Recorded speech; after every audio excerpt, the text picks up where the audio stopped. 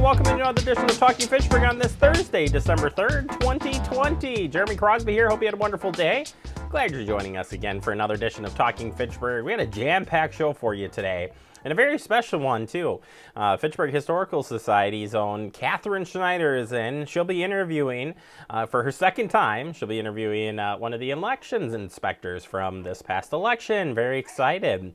Sonia will be joining us here coming up for two segments today. And we can't even get through the two segments today. But guess what? The full version is going to be posted up online, so you can catch that whole interview online later today. That'll be up on our YouTube and Facebook page, so very excited to get to that. First, we do got a lot of headlines to get to today as we start here, and we're going to start with this, and you've heard this workshop before. From the Fitchburg Senior Center, the topic, Mind Over Matter Workshop. Yeah, this Mind Over Matter, Healthy Bowels, Healthy Bladder workshop is designed to give women the tools they need to take control of their symptoms. Scientific studies show that participating in this workshop reduces or even cures symptoms for many women. Even if you don't have leakage symptoms now, it's never too early or too late to think about your bladder and your bowel health. This workshop is a 3-session workshop, all online this year, and includes information, group activities, and a simple exercise you can do at home. The cost of the workshop is $20, which includes educational materials that will be mailed to you prior to January 6th. Join us for the Mind Over Matter online via Zoom, January 6th through 10 a.m. through 12 p.m., January 20th, 10 a.m. to 12 p.m., and February 3rd, 10 a.m. to 12 p.m. To sign up, you got to call Alice Miller, 608-261-5678 to get yourself registered for this workshop. Yeah, they have held this workshop every year at the Fitchburg Senior Center for as long as I know. So certainly a good workshop if you're interested. All right, we turn our attention to COVID-19, sharing some updates here on how to protect people in multi-generational homes. So help protect your family by avoiding reunions, limiting travel, wearing a mask, avoiding close contact with other people, and staying home if you're sick. Other things you can do, well, avoid touching your eyes and nose or mouth. Avoid sharing personal household items such as dishes, towels, and bedding. Keep elderly and people with chronic health problems from taking care of children at the home if possible. And if anyone is sick, have a separate bedroom and bathroom if possible. If that's not possible, try to keep the distance and separation inside the home as much as possible. Yeah, and you can check out more tips online from the Department of Health. You've got Public Health of Madison, CDC. They all have great tips out there to help share information regarding protecting all of you at home. Also, we heard from the contact tracers reporting here. It says every time you have close contact with others, it is an opportunity for disease to spread and prolongs the pandemic. Since you can't feel fine, or since you can feel fine and still spread COVID-19 to others, limiting gatherings and close contact with others keeps more people healthy. In the past 2 weeks, more than 20% of people who have tested positive for COVID-19 reported gathering or attending a party in the 14 days prior to their positive test. People seem to make exceptions around family gatherings or will follow the guidelines except for weddings, a family trip, or a holiday.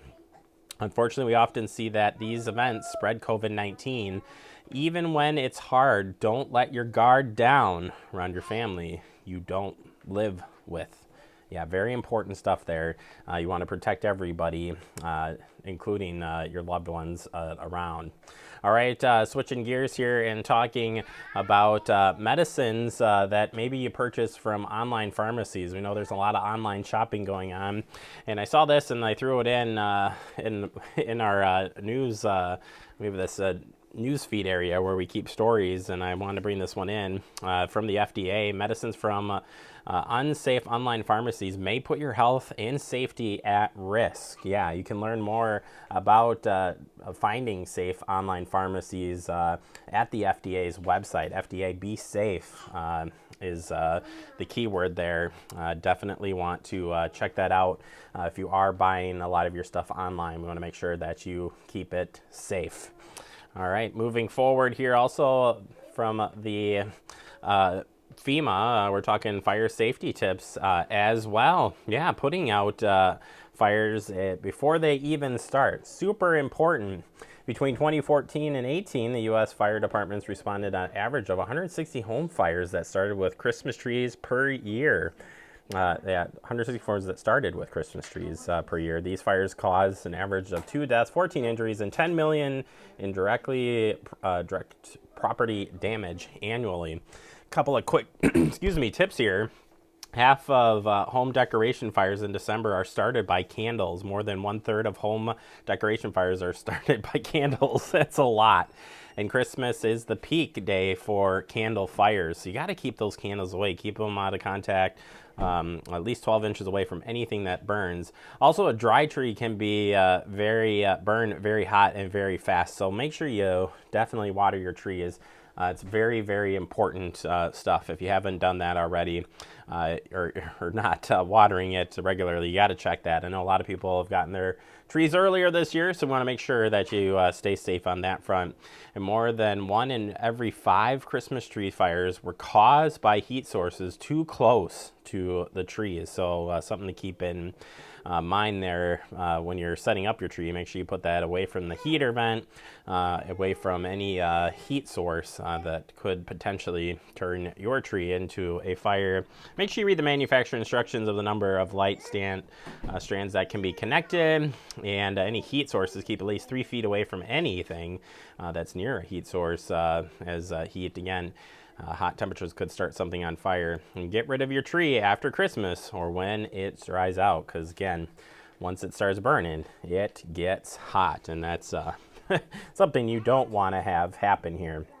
All right, finally, I wanted to quickly tell you about 6 steps to stop porch pirates this holiday season. Yeah, we're definitely getting a lot more packages, but a lot more people are home this year. But still, if you don't have like some type of video doorbell or something outside to monitor, you might miss out on stopping these thieves. So don't leave delivered packages unattended. If possible, don't leave delivered packages unattended for too long periods of time. Take advantage of online tracking services offered by retailers. If the company says it's delivered, but it's not been delivered to the address, report it. Consider monitoring the front door. If you have a home security camera, make sure that it captures the activity at the front door mailbox, or catch any mail thieves in the act. Save the video and alert your local postal inspectors. Video surveillance goes a long way in preventing crime and catching the bad guys. Customize the delivery. If you know the package is going to be larger than the mailbox, authorize the carrier to leave it in a specific out-of-sight location. You can request that pickup at the facility, secure the shipment, signature confirmations, ensure that the package ends up into the right hands, register most of your valuable packages. So special and documentation are used every step of the way.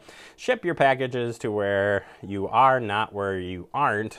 And talk to your employers and see if they'll agree to have those packages delivered to your workplace instead of at your home. Watch for suspicious activity. Some thieves follow delivery trucks, waiting for the opportunity to steal packages. If you notice something out of place in your neighborhood, report it to proper authorities. They said we're all home a lot more right now, so important to do that. Report it to the BBB scam tracker, or again, call your local law enforcement to protect yourself. And you think you've been involved in a fraud, certainly report it there to those numbers on the screen. All right, that does it for our headlines. Coming up next, a two-parter. Check in with the Fitchburg Historical Society, and we're going to learn about the election. Take a look back at the 2020 election from the perspective of the election inspector. Next, right here on Talking Fitchburg. Home fire drills give your family a plan of action. In a home fire, you may have less than 2 minutes to get out. So when you drill, show everyone 2 ways out of the house, pick a safe meeting spot, and get there in under 2 minutes. Then practice home fire drills at least twice a year. You can even make them fun. So everyone knows the sound and exactly what to do when they hear a smoke alarm. Go to ready.gov/firedrill and learn how to prepare your family for home fires. Hi, this is Catherine Schneider from the Fitchburg Historical Society. And the Fitchburg Historical Society has been collecting stories from Fitchburg residents about how things are going during this historic time we're living in with COVID, how it's impacted how government is being conducted, education, business, all those things have been impacted. And so this afternoon, we are so happy to welcome Sonia Short. Sonia is the Chief Elections Inspector for District 3 in the city of Fitchburg. And of course, 2020 has been quite the year for elections in Fitchburg and all the challenges that it's presented.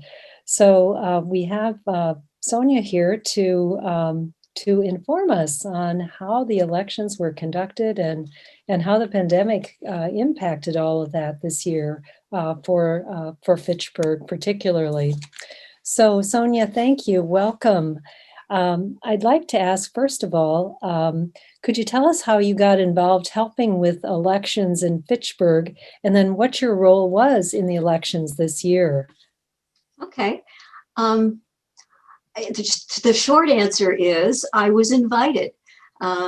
Muriel Stoneman, a longtime Fitchburg resident, was an elections inspector. And at one point she just invited me. She said, why don't you come and volunteer? So in about 2005, I think it was, I did. And over the years worked at several of the different districts, mostly doing registration. I was very comfortable with a computer, and a lot of our elections inspectors were not. And so registration was something that had to be done on a computer. And so that's what I did. And then at the end of 2015, when I retired, I took the training and because they were short on chiefs for the districts. And I took the training. And so in 2016, I became the Chief Elections Inspector for District 3. And that's where I've been ever since. That's where I've been serving. All right, great. Thanks, Sonia. And of course, COVID-19 was a significant factor in how the elections were conducted all year. In the spring of April 7th presidential preference, and then August 11th, we had the partisan primary. November 3rd, of course, the general election. Would you describe the way Fitchburg prepared for and conducted each of these elections in light of the challenges that were presented by COVID-19? Oh, certainly. Of course, the April election was the first one that COVID really was around. And so at that point, as you know, most of the elections helpers are seniors, and seniors are a fairly at-risk group. And many of our seniors decided that they weren't going to help. So we were really, really shorthanded for the April election. But happily, Governor Evers gave us the use of our National Guard. And they were just tremendous. Each of the districts had probably anywhere from 6 to 8 guards people there to help. And they helped all day, actually the day before and throughout the day, doing various tasks. They were really, really fun to work with. Then for the other elections, many more people decided that they would take the risk. And younger people, I had one volunteer who said, yeah, my grandma told me that I needed to come and do this. So we had a considerably different group of folks, but plenty of folks to come in to help us with the other elections. But for each of the elections, we instituted a lot of precautions, shall I say, a lot of safety steps. Everybody wore masks.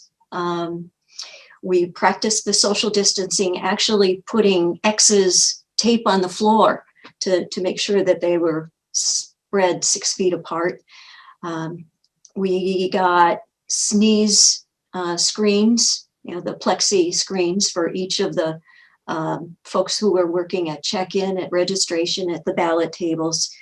Then we also had workers who were, the only thing they were assigned to do was to actually clean. And so they had the spray bottles of sanitizer and would clean the voting booths, clean the pens that people used, clean all of the surfaces throughout. And the voters were encouraged to actually bring their own pens, so that they didn't even have to use ours. So there were a lot of things that over time, and each election we got better at it, did more.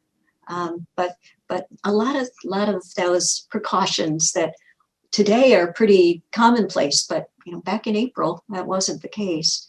So that's how we prepared anyway. Thank you, Sonia. It sounds like a lot of new people were involved in the elections that had ever had an opportunity to do that before. Oh, very definitely, very definitely. We had.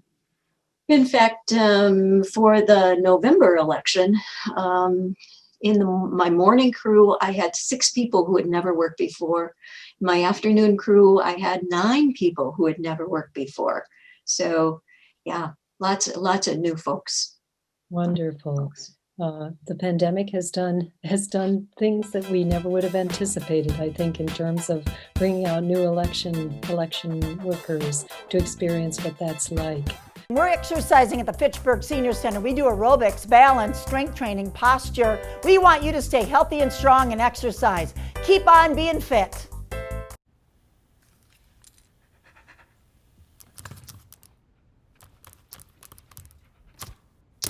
There's a shelter pet who wants to meet you.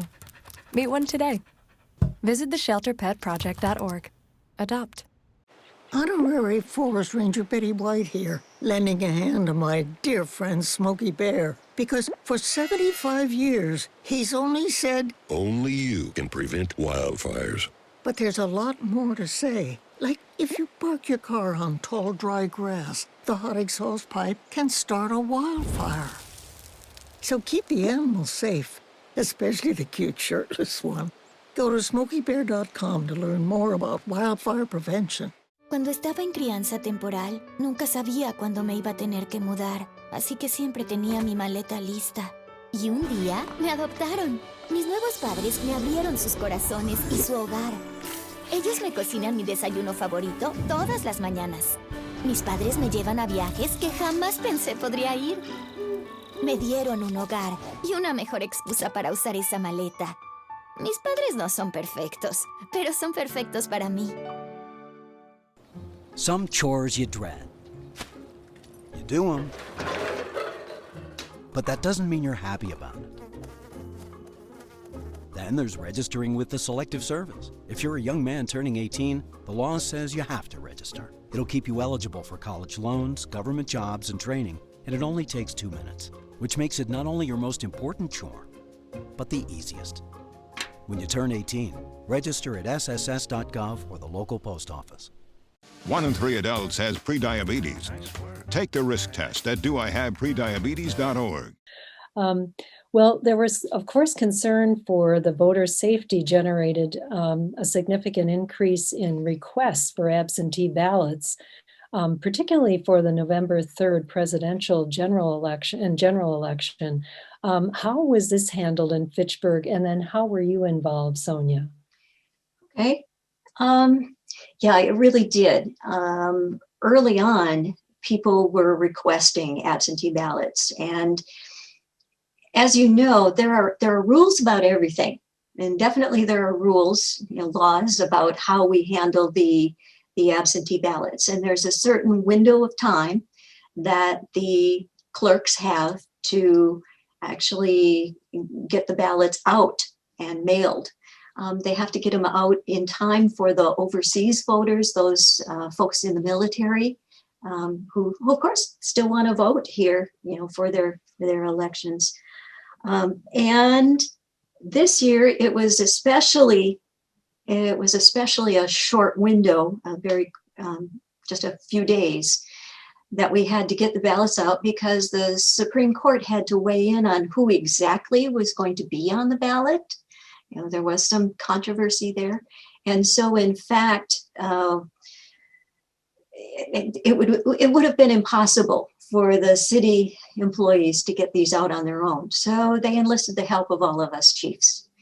So we came in, when the ballots come in, they are checked into the WisVote system, and it's the WisVote system that can generate all of the labels for the ballots going out.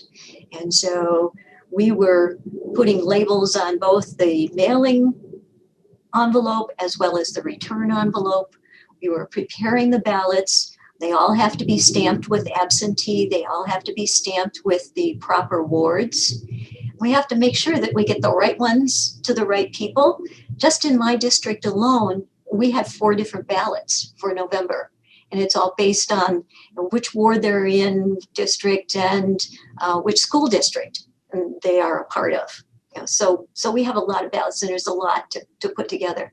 So we folded everything, inserted it with the instructions, and then got all of those envelopes out so that Tracy, our city clerk, could get them out on time when she needed to.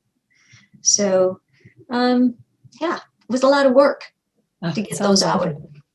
Sounds like a major task within a short period of time to get done. You were certainly under time constraints there. Could you also talk about how the early voting in-person absentee voting from October 20th through the 30th went at the Fitchburg Community Center? And I know curbside voting was also available. So how was that conducted, and then how did that work out? Okay. There's early voting is always an option for people. And early voting, I think a lot, in fact, I know a lot of people that came in didn't realize that early voting is really in-person absentee voting. It's still absentee voting. Nothing can be counted until election day. Nothing can be opened. It's everything has to wait until election day. So usually the clerks take care of all of the in-person voting, the early voting, right there in the office, right there, kind of in the hallway. But for this presidential election, we knew that it was going to be big. And we also, of course, had to think about social distancing and COVID safety. So we set up in Oak Hall in the big community center, gymnasium, I guess you'd call it, so that there was enough room. And again, it was not only the chiefs this time, but also several of the other election inspectors that were serving throughout those days.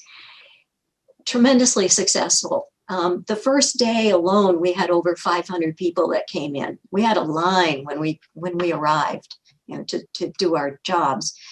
There was a line way out into the parking lot. And we averaged, I think, about 200 people a day that came in and did that.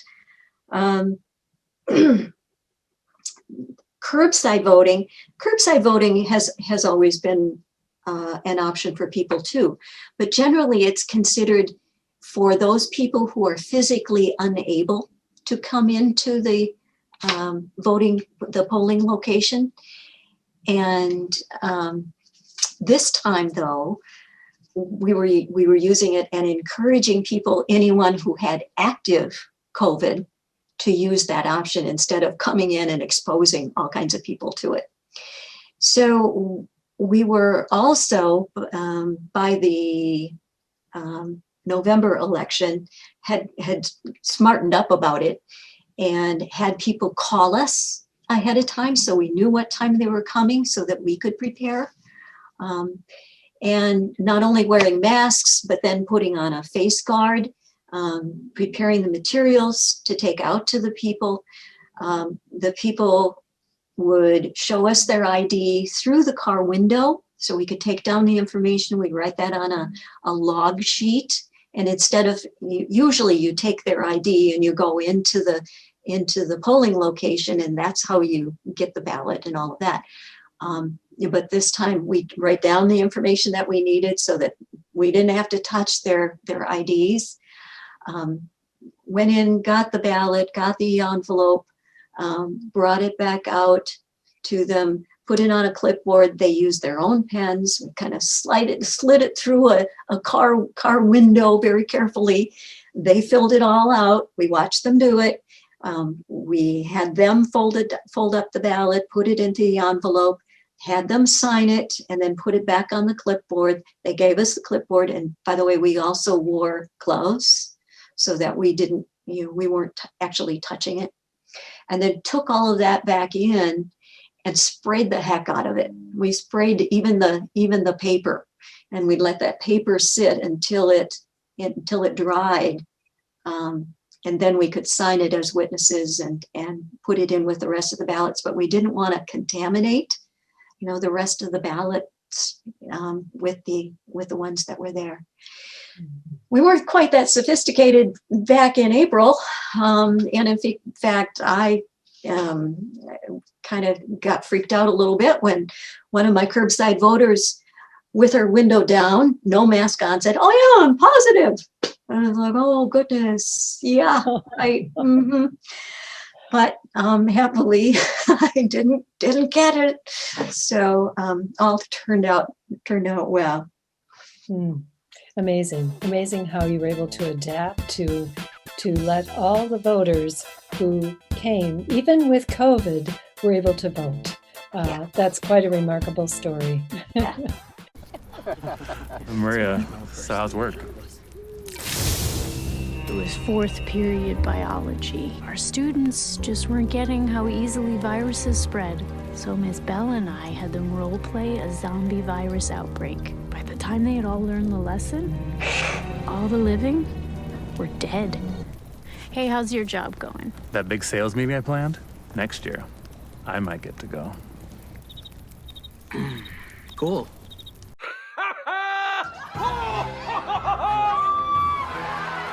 Give your town a reason to celebrate, because every Goodwill item you bring home brings job training and more to your community. Goodwill, bring good home. I got into business as a hobby. I wasn't really thinking seriously. I said, somebody needs to teach me so I don't go bankrupt. So I went to a store and I met Terry. I talked to her about my party business. This woman understands what I'm saying. There are people with amazing knowledge right there and free. My table linen entertained the First Lady and the Russian First Lady. That's good enough for me. Get your free business mentor at score.org. Home fire drills give your family a plan of action. In a home fire, you may have less than 2 minutes to get out. So when you drill, show everyone 2 ways out of the house, pick a safe meeting spot, and get there in under 2 minutes. Then practice home fire drills at least twice a year. You can even make them fun. So everyone knows the sound and exactly what to do when they hear a smoke alarm. Go to ready.gov/fire drill and learn how to prepare your family for home fires. They gave me Vicodin after my knee surgery. I didn't know it would be this addictive. I didn't know how far I'd go to get more. Opioid dependence can happen after just 5 days. Know the truth, spread the truth.